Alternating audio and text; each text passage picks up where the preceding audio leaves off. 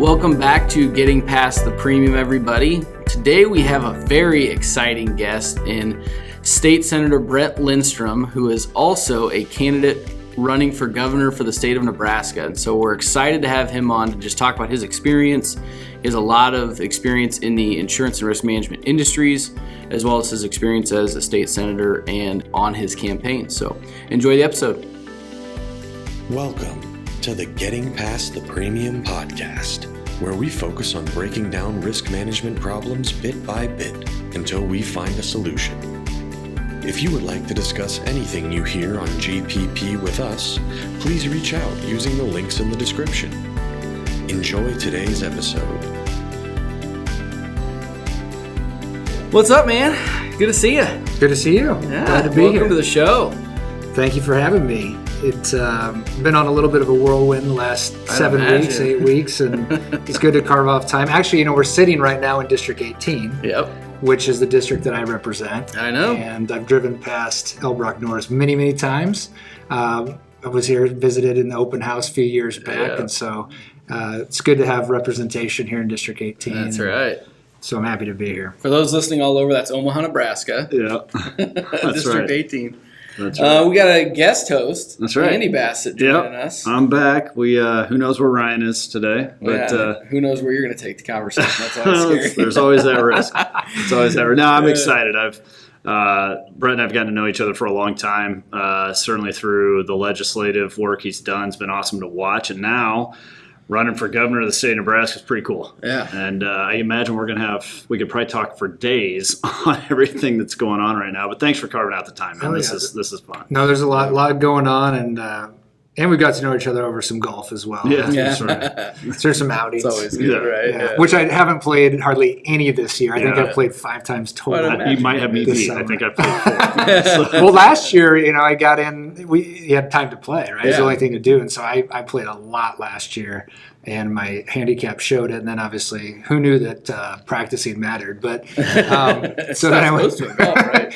So yeah, I played 5 times, and the last time I went, I was at Arbor Links down in Nebraska City, and That's a great it was a course, though. disaster. I shot like 120, but I had 2 birdies, which is crazy. There you go. Yeah. Well, that's fun. Lost like 15 golf balls, but yeah. So it's been great talking about the governor's race and even my experiences in the legislature. I've been around as a state senator for the last 7 years, and in Nebraska we have term limits, so I have 1 year left, 60 days technically, and I've served in a lot of different roles in the legislature, and I've chaired banking, commerce, and insurance in the past, and now I'm currently vice chair, and I'm vice chair of the revenue committee, so all the taxation that funnels through Lincoln and then out to the state, I serve as vice chair there, and then retirement systems is another one that I sit on as vice chair. So we have 14 standing committees, and I serve as vice chair of 3 of those, all tying back to my private sector.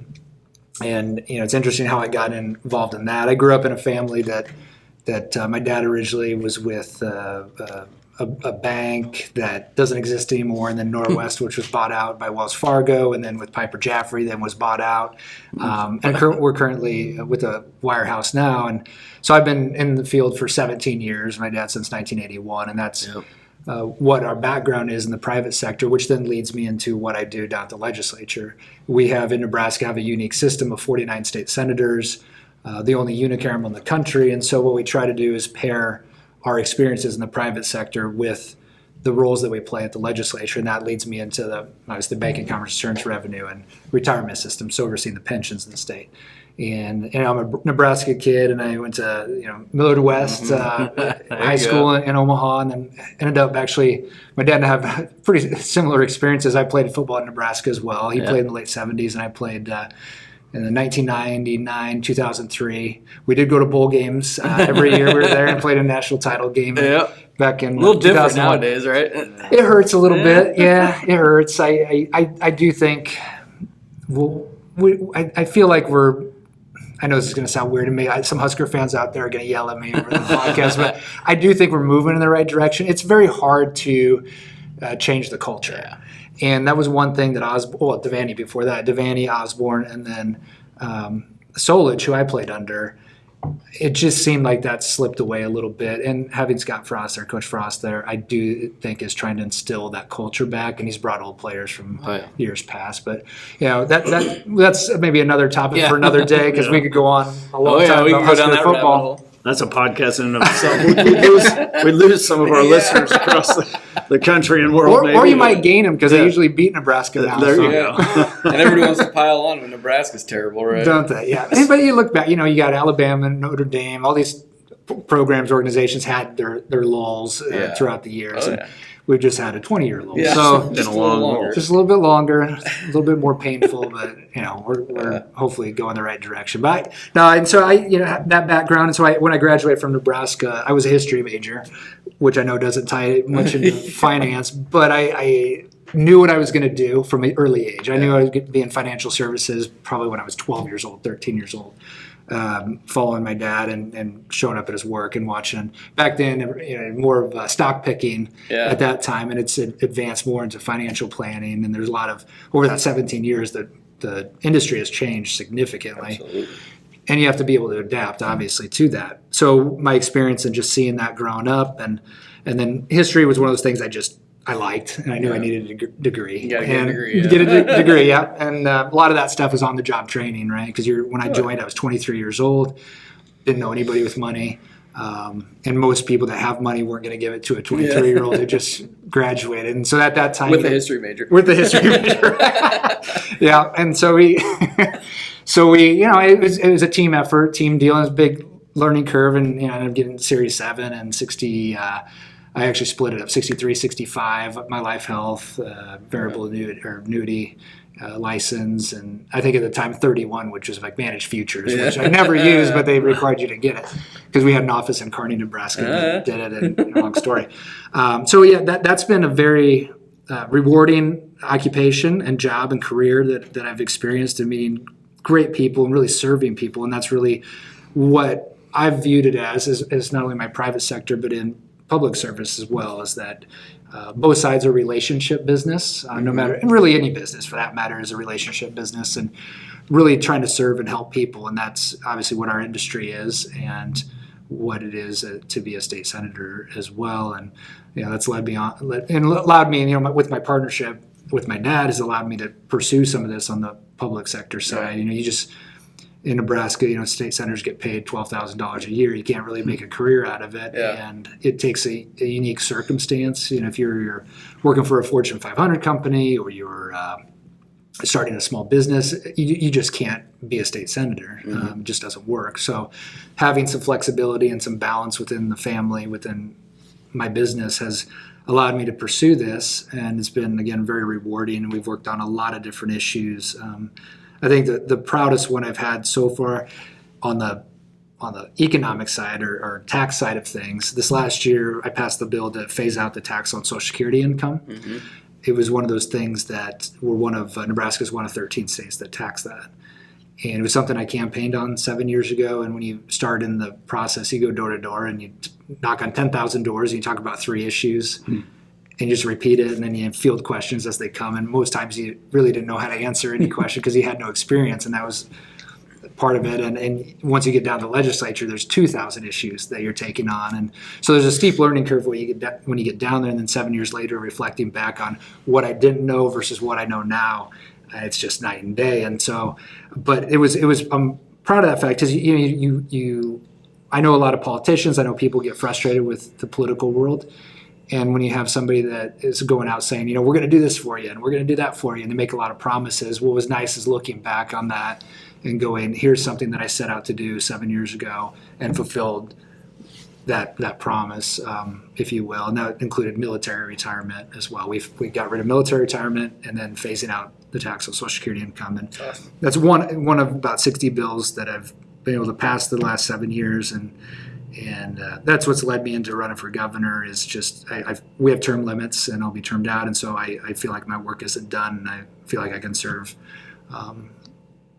Nebraska in the role of governor, and that's why we're out campaigning, and we have about 8.5 months to go. Yeah. May is the primary, and then November of next year. But we've been traveling the state nonstop since then. We've crisscrossed everywhere. there. Yeah.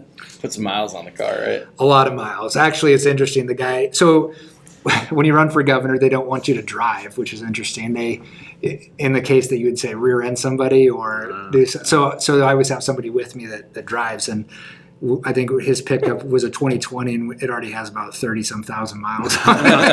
So it's a long state. Yeah. Well, it's funny. I just looked that up because I thought, how many square miles? 77,000 square miles. Okay.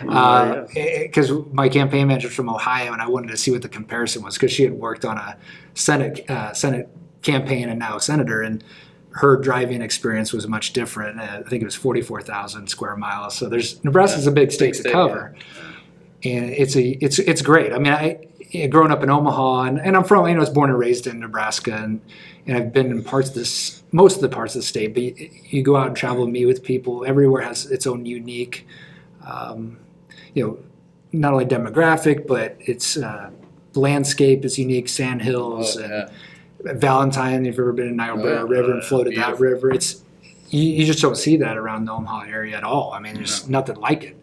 So it's been pretty fascinating, but also very rewarding just being on the campaign trail. And I try to take it every day is unique, and take it a day at a time, and not try to look towards the future necessarily of May. It's just, what can I do today to either meet with somebody or hear an issue, and I still have time in the legislature to fix some things too. So I try to take that, but it's been great so far. That's awesome. Yeah, I think one thing I was going to ask, just your perspective on, you mentioned going into being a state senator and what you've learned since then, but just your overall experience being on the Banking and Insurance Commerce Committee, and I know you guys, we've worked closely with you on several issues in the insurance industry, but just your perspective on where that was 7 years ago, and just what you've seen in trends, or what bills you've been able to pass that have been positive, or just that general trend of where the industry is going from a senator's perspective. Yeah, and it's a great question, because we just had a bill that passed this year that would be very much a new deal. But I before I get into that, it is interesting with banking, commerce, insurance, and the committees I sit on. I always say there's no crying in banking, commerce, insurance, because the numbers are pretty clear. Yeah. It's there's not a lot of gray, and some of the issues that we take on, there's some gray area. And when it comes to business, when it comes to numbers, there's not a lot of wiggle room there. And I think as a committee member, as chair and vice chair, we've always tried to just be pro-business. Mm-hmm. And if it means regulation or deregulating, that's what we've tried to do, is just make sure that industry can thrive and do what it needs to do to do that. And that's how the committee's always been. With the issues that we've taken on, I mean, there are some contentious things like payday lending. That would be one where you get a little bit more emotion tied to it. But for the most part, there's always a fight. If you get, say, roofers versus insurance companies, that's always a fight. And we've tried to deal with some of those issues in the past. In the banking side, which is pretty unique that we've done, I think we're the second state to do it, but we put the framework in to do a crypto bank. That's obviously a huge topic right now with, was it Dogecoin with Elon Musk and Bitcoin and all these other things. And many other coins. Many other coins. And there's more to come, I'm sure. And NFTs with these, I didn't know about. My cousin goes, I bought an NFT of like LeBron James dunking. I'm like, what are you talking about? And I had no idea. I mean, I don't feel like I'm an old guy. I'm 40, and I this is a whole new concept for me that I don't know if I'll ever understand. Almost everybody. The dollars at which they're being purchased and resold almost immediately blow my mind. It is. It's wild. And so the committee itself, I'm one of the younger people on the committee, so they expect me to know some of this stuff. And they're like, I'm not up to speed necessarily, but we get younger individuals that come in that are doing the mining stuff. So I mean, we literally had to have a team come in from Wyoming that has this consulting firm just to explain like what it is, how does it work, and so when we passed this bill this last year, we couldn't call it a bank necessarily in the typical fashion of a state chartered bank. It was digital asset bank. So you had the fight between the traditional bankers and this new operator that wanted to set up shop in Norfolk, Nebraska. And that was where we had to come to different arrangements and agreements just on how they would structure and market the process. They can't lend, but they can hold deposits, things like that. They had to have a brick and mortar building up in Norfolk, but they can have employees all across the world that are doing these things. But we're on the cutting edge. Wyoming was really the first one, Nebraska being the second one. I know that New York and other states are looking at it. And this won't go through quite yet because it's still sitting at the Federal Reserve. There's an application there before they kind of flip the switch and say, okay, it's go time. But I don't even think they know how to do this. Yeah. There's a lot of, when it comes to money laundering with terroristic type entities, there's a whole lot of things that need to go into this before we can flip the switch. But we provided the framework in which Nebraska could be a leader on that front. So most of the stuff that we deal with, we take it a year at a time, more about people coming in, industry coming in and say, here's what we need, here's what we're seeing. But in the insurance side with NAIC and the NCOIL, most of it is through kind of template, what other states are doing. Just because if say I want to get a license in Texas, right, we have to have a lot of the similar language because they rely upon the licensed individuals in Nebraska to have the same credentials or the same CE provisions that other states do. So the reciprocity is always intact, and that's what comes down to the kind of the template across the industry and across the country. So we don't get too many things off very often. I mean, I went down there one time. This is how naive I was. I went down that first year. I talked to the director with CE, continuing education. I said, how come we can't move this instead of 2 years to 3 years? And because it just seemed, I have to do that every 2 years as well. I don't get any credit for sitting in the committee and hearing the people coming in and testifying. And I thought, well, can we just switch this? He goes, no, it's because of the reciprocity. Everybody holds true to that, so that when you go and try to get licensed in another state, you can do it and they don't push back. You just pay your fee and then you're good to go.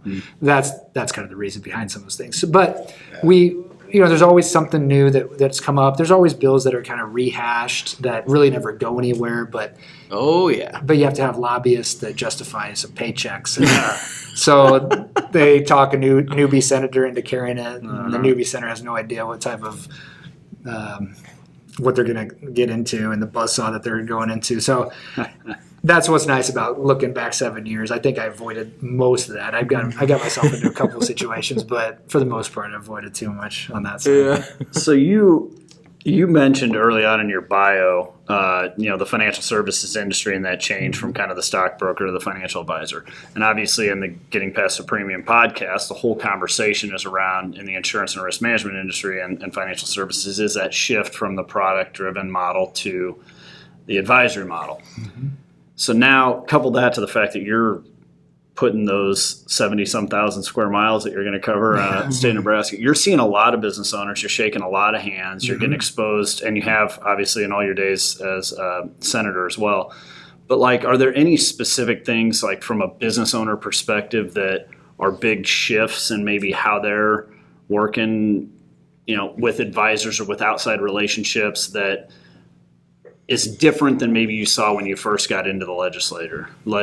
Is that or even my career? Because in 17 years, there's been a lot that has happened just in the industry. I know when I first got in, and we work with, and I guess we never meant this to be, but I guess from our client base and our book, it's a lot of widows, and I think that was just due to the fact that my grandpa passed away at a pretty young age, and he knew how to walk my grandma through that. So that seemed to be a natural fit for the clients that we have.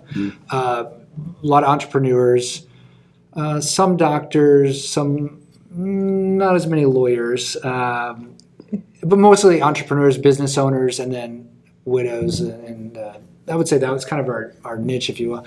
But when I first got in, my dad had never opened up a fee-based account. Separately managed accounts were, I wouldn't say new, but they were relatively new. Mm-hmm. And I can tell you in 17 years, I've never opened up a brokerage account.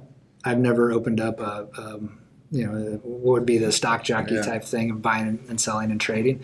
Just not the practice that I wanted to do, because as I saw it at that time, it was already starting to shift towards financial planning.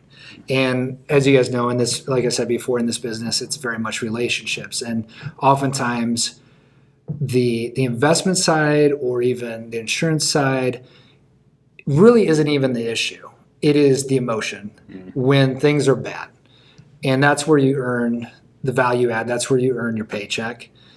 And working with your clients is the bad times, not the good times. Right now, the market's 35,000 and change. This is the best it's ever felt for me in the 17 years I've been there. I remember, 04, coming off of 1999 and the tech bubble, and I started, and the market wasn't great. Then, of course, 08, 09, and March 9th of 2009, I'll never forget it, was the low. I think it was 6,469 in the Dow, and our phone just wouldn't stop.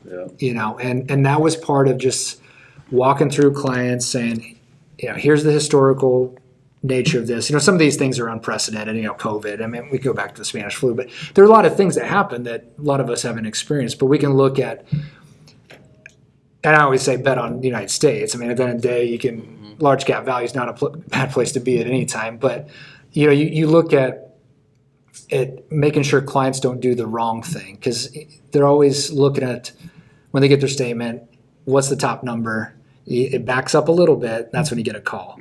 And when people have already taken their risks, right? When you start a business and you've worked your entire life and taken that risk, the worst thing that we can do is back up in your assets that you took that risk in gaining and getting. So and every client's different. Whether they're older, the more risk they can take, or the less risk is the older that they are, and really just a personality trait. But it's when it comes down to working with individuals, it's really 80%, 90% is just dealing sometimes with the emotional aspects of it, because money is very emotional, and it can make people make rash decisions that we know fundamentally and can take the emotion out of it. And that's really, in 17 years, I mean, that's probably the thing that you do the most is take the emotion out of the decision making. And that's what's led into more of the financial planning, because you have a plan. It isn't that, we're looking at CNBC and we're chasing a stock, or we see, going back to crypto. Well, again, in my 17 years, stocks, bonds, and cash will never get you in trouble, right? So I don't try to chase any of that high-flying stuff. I've seen it blow up too many times, and just pick a different segment, whether it's tech or whether it's structured products, in the sense where you're trying to do all these little one-off things. I've just never done it. Stocks, bonds, and cash have never really steered anybody wrong in the long term. So with that, crypto and Nebraska being on the forefront of that a little bit, and everything you just mentioned in your experience, now couple it to, again, being out, talking to all these business owners, shaking hands. Like, there's so much coming at owners of businesses today that probably didn't exist. And that's a lot of what you deal with at the legislative level, and of course as a governor, because laws dictate that and laws can control that. But like, is it not that the business owner has so much thrown at him today, there's so many things to navigate through, that it's that much important to have the right people on the team to navigate through that in whatever advisory capacity? Absolutely. I mean, we live it every day. And the business owner is making sure that he or she is making payroll, that they're paying their bills. I mean, they have a lot on their plate. Not to mention they have their own family, right? So they're trying to get kids to different sporting events, as we all do. But we're the experts in dealing with that. And I would say, there is a lot coming at them. The workforce issue right now is, no matter where you go, and I know it's across the country, but I've traveled the state. Every town in Nebraska is having an issue with that. So not only are you trying, I mean, there was somebody in O'Neill, Nebraska, on their sign that just said, how was it? It was pretty funny, because I laughed about it. It said, everyone in town is hiring. And there was just a business that wanted to hire, but they said everybody in town is hiring, which is true. And so that creates a huge issue. My dad has a small business as well in town, and they've been fortunate to be able to weather. And then you talk about COVID and making sure if you're, whether or not you're essential or not, or can you bridge the gap between not having customers come in? Can you do all these things? And sometimes, say in my role as an advisor and now as a state senator, we are always trying to do some type of incentive or tax reform or whatever it might be. And a lot of the businesses out there don't have their own CFOs. And so how would you even start, unless you're going on the Department of Economic Development's website or the Department of Revenue's website or Googling, like, how can I maximize my dollars? How can I incentivize my business either through some type of tax credit? You just wouldn't even know without having some type of CFO. And that's where I think this industry kind of come in and fill that gap with either risk management or talking about whatever it is that helps their business either thrive or get through the bad times.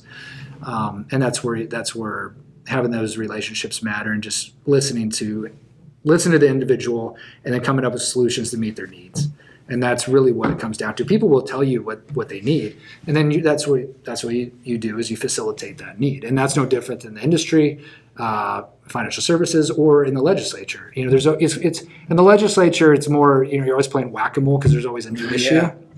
And we have, an issue that's 10 years might not look the same going down the line. Tax codes change. Look at Facebook, for example. 2006. It hasn't been around that long, but Amazon. You look at all these things, and you talk about Main Street and how it competes with Amazon, and we had to do a tax bill to do sales tax on those entities.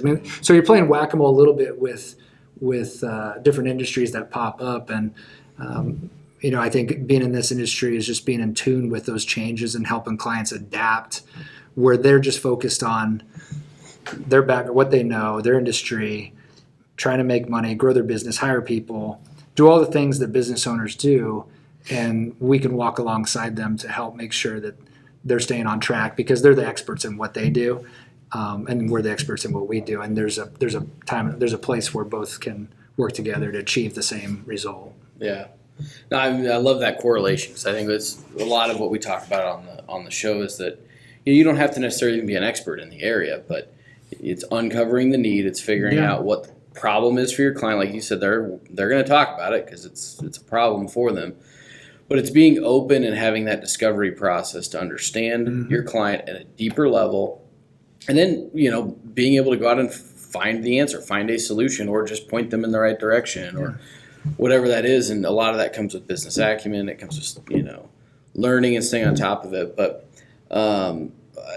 curious, because now you have been traveling across the state of Nebraska. You're also running for governor, means you're going to have a bigger scope of what you see and hear on a daily basis. And I'm just from, again, kind of adding on to what Andy was talking about, from that business owner perspective, like, what are you hearing out there that business owners are working towards, concerned about right now, that we as advisors should be thinking about, and what you may be looking to help facilitate as governor, and how that all works together? And it's a good question. It just depends on the industry. No, probably true. So this last week, I spent a lot of time with cow-calf operators, with cattle feeders, with just in that particular segment. That being in Omaha is, well, you wouldn't have any ranches, right? Yeah. So you're out.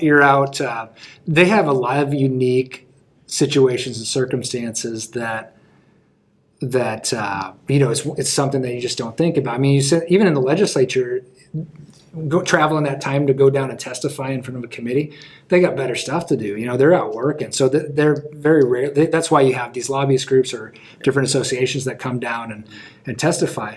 But sometimes the associations don't necessarily correlate with what's happening on the ground. And again, it always comes down to, well, I'll kind of reframe, but power and money typically drives a lot of things at the government level. But, from their perspective, they're getting squeezed a lot with the supply of their product. And it gets a little bit more complicated, because not only is Nebraska a beef state, and I know some of the ag is a huge driver of our economy here in Nebraska, but it's a bigger, we're not, years ago we would deal with just domestic issues, and we deal with, it wasn't as globalized. Well, now everything is in a global market. And so now we're dealing with tariffs in, Mexico and Canada, and they can't seem to get their supply, what they call labeling, with the country of origin. So that's kind of a big push that they're looking at doing, making sure that we know it's, say, Nebraska beef or United States beef, and they'd like to see more of their exports going to, say, Southeast Asia, where there's a growing middle class, and be able to provide that. But then you layer on top of that the federal government and the tariffs and the World Trade Organization and all of that stuff that comes in. So we can only do so much at the state level without getting federal delegation involved to kind of open up those things, because now we have tariffs and everything. So it's pretty complicated. So that's what I've been hearing a lot lately. But economic development is one of those things, it's whether it's broadband or infrastructure, well, just infrastructure in general, whether it's broadband or just roads. Roads are a huge issue, especially in Nebraska. We're 2-lane highways. People want to see 4-lane highways, and how we kind of deal with those issues.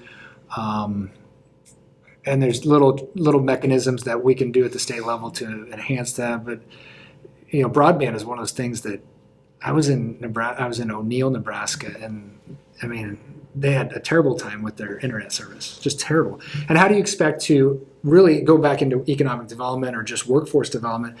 How are you supposed to encourage a younger individual that lives on their iPad and phone to move to a smaller town that doesn't have internet access? I mean, we're doing a podcast right now. Most media, I just saw where TikTok surpassed YouTube for most viewers. Really? Viewership. So we're moving away from cable and TV and everything, and it's moved more towards your device. Yeah. And if you're not striving towards that, you're going to be woefully behind in the economy, because that's just, you have to meet those younger individuals where they are. Yeah, and that ties in with healthcare, with telehealth. It ties in with teleeducation. And when you have this out-migration going on in Nebraska, and I think this happens in about every state right now, efficiencies in farming, efficiencies in ranching, you don't have as many people on the farm and ranch anymore.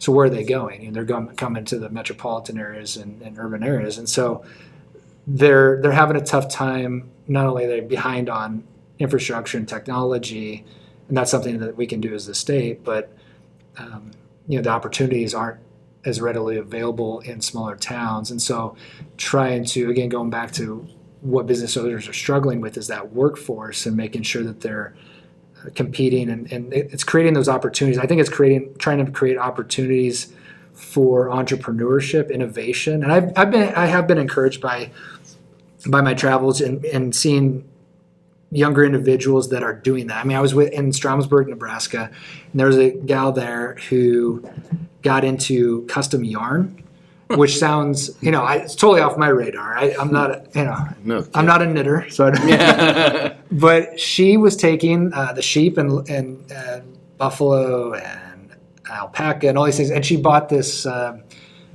machine, or several machines, out of Colorado, and she was just doing this out of a back of a place on Main Street, and she was customizing this for people all across the country. Which is fascinating. I mean, and she was a history major too, is what she told me. Yeah. I was like, "How did you get into this?" She's like, "Well, I was a history major." I was like, "Okay." But so that was really cool, because something like that could grow if she has the resources, and she needs that connectivity to the outside world to be able to promote her product and get it out there. Otherwise, I mean, how many people are in Stromsburg are just going to make that company survive? So having that connectivity. But then the next day I went out to Giltner, Nebraska, and there was just two young individuals that were taking headers on a combine and tweaking them, customizing them for hemp production. In 2018, they had the Farm Bill, and there's a lot more hemp going on. Well, they're doing some test plots out in Nebraska in sandy soil, so this crop rotation. But they were customizing these things, and I was thinking about how you kind of marry the yarn production with the hemp production, and maybe you could create this big hemp yarn conglomerate. I don't know. But, making sure that those people are connected. Maybe there's some innovative idea there, because they were taking this hemp, turning them into sunglasses, they were turning them into dog leashes, they were turning them into T-shirts. So, I mean, who knows? There's something there. Yeah. But that's for the younger kids to figure out, if you will. But just giving them the tools, and I think with business owners, they have to be in tune with where those younger individuals are heading, what type of media they're consuming, how do you meet them, to just want to make sure they're showing up for work. And I think recognizing that the time that we grew up in and isn't the same time that it is now, and every generation has its own challenges. I mean, I'm sure that my parents or my parents' generation and my grandparents looked at us and saying, look at these guys. We're doomed, right? We're doomed. And I think every generation kind of goes through those things, but business owners, I think, have to adapt to meeting those needs and recognizing that, and that's part of I think what's going on as well. And then it doesn't help that the federal government's handing out checks either. I mean, if you can make more money sitting at home, probably not going to go work. Right. But there's, what do you do about that, right? As a business owner, what do you do? Because you have to, you still have to make you're paying your bills, and I'm not a big proponent of minimum wage, right? I mean, if any business owner it's just going to drive up. It's going to be passed along to the consumer inevitably, and then your product is going to go up, drive up inflation, which we're going through right now too. Inflation is a big aspect, even though interest rates are relatively low. So that's where sometimes you can work with people in our industry to hedge yourself in certain times where we have low interest rates, and how do you kind of maneuver through those different market cycles, and you're doing your business, and how does that react to market cycles if you're things like that. I mean, and again, everything's unique. Every industry is unique, and they all have their challenges. And so if you asked me, a year from now, there's probably some of their issues that'll come up in some other industry that'll be struggling, because it just ebbs and flows, and it's you're never probably going to get it exactly right, but you try to do the best you can to head it off and make sure you're at least creating a good environment, environment for business to succeed. Yeah, I think that's key. I mean, at the end of the day, if you create the environment, it's just a known fact that business will figure it out. Always. Entrepreneurs will figure it out. It always has. Yep. It always has. And so any type of top-down regulation, in my opinion, that stifles business is not a way to go. And I think that just letting entrepreneurs and innovators do what they do is the best way to succeed in figuring out solutions to most problems anyway. I mean, it is. You said broadband, and I'm thinking Elon's throwing 1,000 satellites a month. So I thought that was the solution. I did. I was like, well, all we have to do is wait for Elon Musk to figure this out. Starlink But I was a little disheartened because I was in Norfolk, and I was talking to a guy who had more tech knowledge than I will ever have in my life, and I brought it up, and he goes, "Nah, that's not going to work." And I asked him, well, even this 5G thing.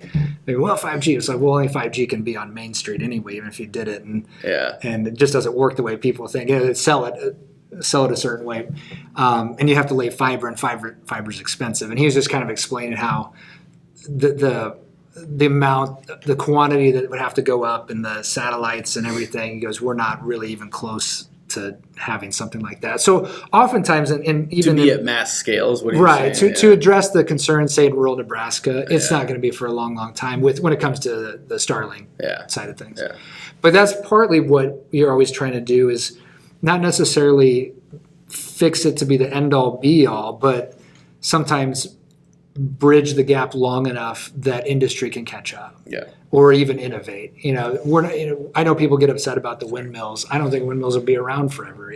We'll probably have some nuclear device that you can bury down. I know they've already worked on this, but there's certain things that will innovate and come about that we can't even think of right now that will revolutionize things. And then, so the challenges that we have to face today, we try to meet them head on, and then address them in kind of a short-term, intermediate, long-term fashion. And there'll be challenges and different innovation that comes about in years that will probably disrupt all industries and that we can't even think of right now, as we've seen. I mean, it's exponential over the last. I mean, just from when I was, I remember walking around with a sheet of paper with all my friends' phone numbers on there, and then you'd call a buddy up and say, "Hey, let's meet over at such and such," and then everybody would show up. And that's how you meet up with your friends. Or even I think I was even old enough. Well, I was too old to even have a beeper, so I never had one of those. But think about what's happened now. I mean, just doing this, right? Doing with the podcast.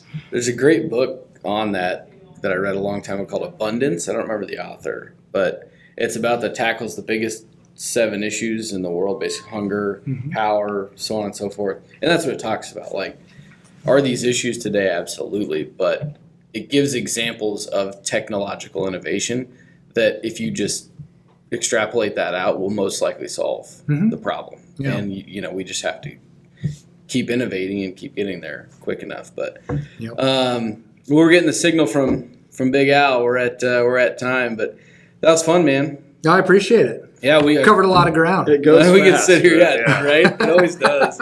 You know, you feel like you could sit here for another 2 hours and just We didn't even talk about taxes. right. I know. Wow. That might be a good thing, though. That's a whole other, that might be an hour That's a long. podcast in and of itself. But it's interesting I mostly was listening, and as you listen, and I think for those that listen to it, as advisors in our industry, you mentioned risk a handful of times. You mentioned the entrepreneurial nature of many business owners, and there's a lot of buzzwords that come out. But I think that the listeners, as advisors, need to think through this conversation and think about how much of this stuff do I actually know or follow, right? Because you as a governor and as a legislator have been exposed to so much and are able to take that business acumen and go out and naturally advise people across many industries, many businesses, and give good, solid feedback or advice. Yeah.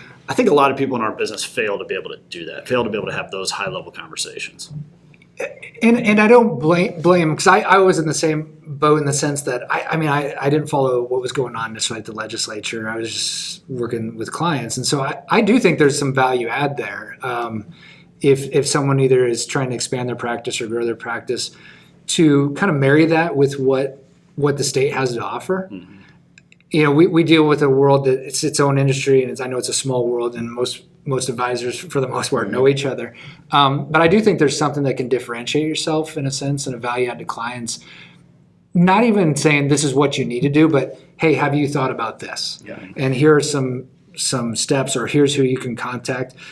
Because I think sometimes people feel government is far away oftentimes, and it's really not. I think if you engage with either your local representative or state senator or whoever it might be, you can connect the dots for your customer base and helping them in that value add for maybe something that will help them either through a tax credit or because most states have things for the smallest of business and the largest of business. And everywhere in between, startups and everything else, we always try to do those things. So I think looking into that through your Department of Economic Development or Department of Revenue, we'll just and let the client say no, right? Yeah. Let them say no, but at least you put it in front of them for them to educated say no. them. Yeah. And I think there's something to that. There you go. Well, thanks, awesome. man. It was Thank fun. you. Yeah, appreciate enjoyed it. Thanks for your time. Oh yeah, absolutely. We'll do it again sometime. That's Absolutely. right. We should. Thank you for tuning in to Getting Past the Premium. We are excited to continue breaking down barriers and finding solutions together. If you would like to reach out regarding anything you heard in today's episode, find links and contact info in the description. Until next time, have a great day, and let's continue getting past the premium.